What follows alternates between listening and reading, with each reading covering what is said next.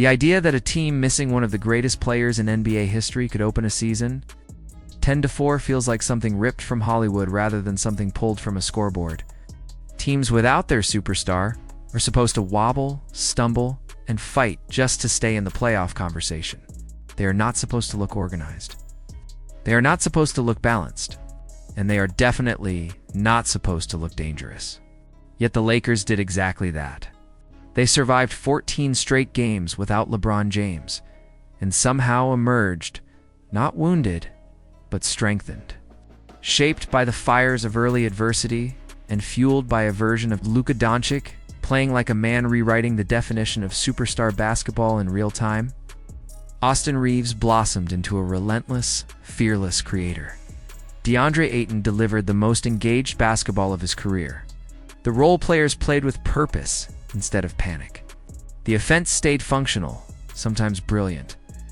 And so, when LeBron finally stepped back onto the court, he didn't return to a team begging for rescue.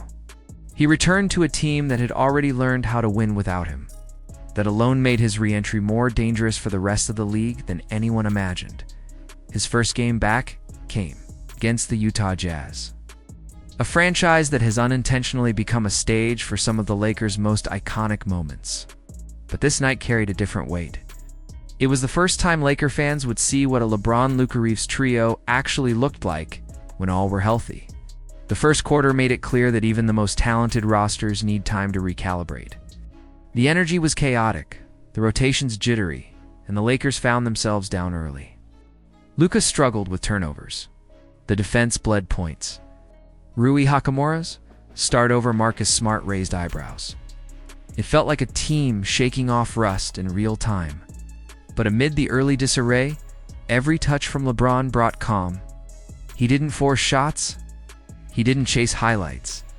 He simply stabilized everything with the quiet presence of a player who sees 3 plays ahead of everyone else. By the second quarter, the tide had shifted. LeBron hit a catch-and-shoot 3, then orchestrated the offense from the post with the poise of a surgeon. He threw pinpoint skip passes, set up bigs for easy finishes, and connected actions that had been disconnected for weeks. His stat line at halftime wasn't gaudy, but his impact was unmistakable. He was the anchor the Lakers hadn't realized they were missing until he returned.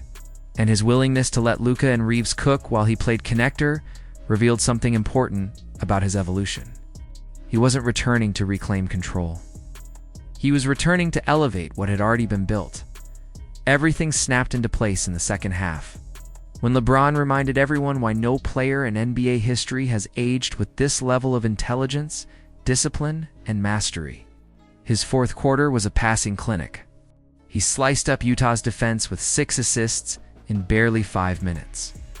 Each one delivered with precision, timing, and an understanding of angles that few players possess. He guided transition plays like a quarterback controlling the field. He read double teams before they formed. He turned broken possessions into scoring opportunities. And he reached double-digit points again, extending one of the most absurd streaks in league history. It was the performance of a man who didn't need to dominate to leave his mark. A man who knew that on this roster, with these skills around him, could destroy teams simply by organizing the chaos. But this wasn't just a celebration of LeBron's return. It was a testament to what happened during his absence. Austin Reaves didn't just hold the fort. He transformed into a player who could carry the offense for stretches with confidence and control. There were nights when he walked into an arena and played like he was the best shot creator in the building. His ability to manipulate defenses in the pick and roll, his relentless pressure at the rim, his improved decision-making, all of it became undeniable.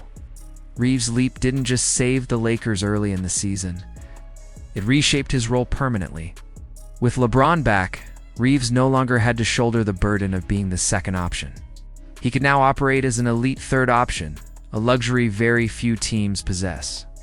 In the Jazz game, he put up 26 points on efficient shooting while still operating within the flow of the offense. He has become the player who punishes defenses for loading up on Luka or sinking in on LeBron. And when players like that become your secondary threats, your team becomes a nightmare to guard. Then there is Luka Dončić, the engine powering the Lakers' early season surge. His numbers border on mythical. 34 points, nearly 9 assists, high-efficiency scoring, deep paint penetration, relentless rim attacks, and free throw attempts at a career-high level. Luka spent the offseason transforming his conditioning, and it shows in every possession he plays. He no longer fades late in games. He absorbs contact with ease. He bends defenses until they crack. And even when the jumper isn't falling, he finds ways to control the game. The Lakers have already experienced the full spectrum of his talent. Dominant nights where he casually drops near triple-doubles, as well as growing pains in games against teams like Oklahoma City. But the moments after adversity define stars. And Luka responded to that Thunder meltdown by going on a tear that reset the tone of the season. His gravity replaced LeBron's. His presence kept the Lakers in a top-tier offensive rhythm. And his leadership carried them through the toughest stretches of the schedule. All of this brings us back to why. LeBron's return feels like a shift in the league's balance. The Lakers learned how to survive without him. Now they get to learn how to dominate with him. LeBron doesn't have to carry the scoring load anymore. He doesn't have to chase 35-point nights. He simply has to be the orchestrator, the veteran genius